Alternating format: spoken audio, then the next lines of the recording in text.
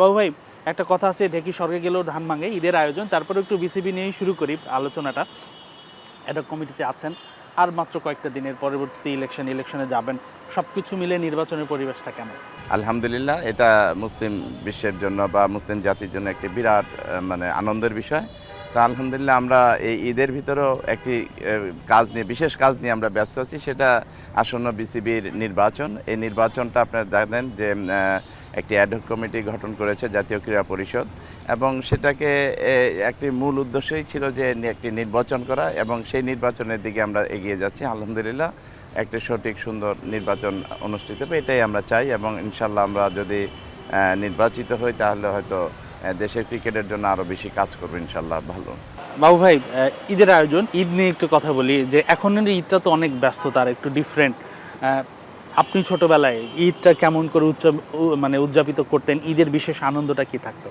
ধন্যবাদ। একটা সময় সবাই ছিল পরিবারে, বাবা মা সবাই ছিল, বড় বোন ভাইরা ছিল, কিন্তু অনেকেই তো এখন মারা গিয়েছে, বাবা মা মারা গিয়েছে। তখন ঈদের আনন্দটা অন্যরকম ছিল। স্পেশালি আমি বললো কোরবানি ঈদে আমার একটি মানে অভ্যাস ছিল যে হাটে যাওয়া।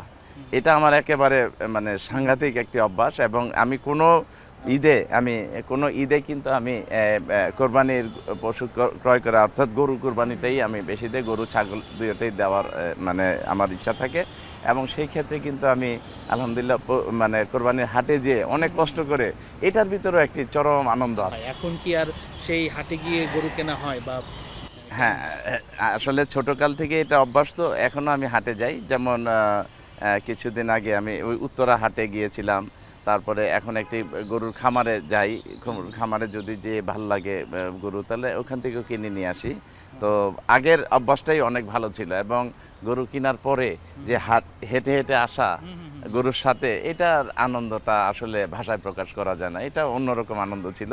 অনেকে অবশ্যই এটা অভ্যস্ত ছিল না, কিন্তু আমার একটা অভ্যাস ছিল যে আমি হাটে যেয়ে গরু কিনে এবং গরুর সাথে সাথে আসা।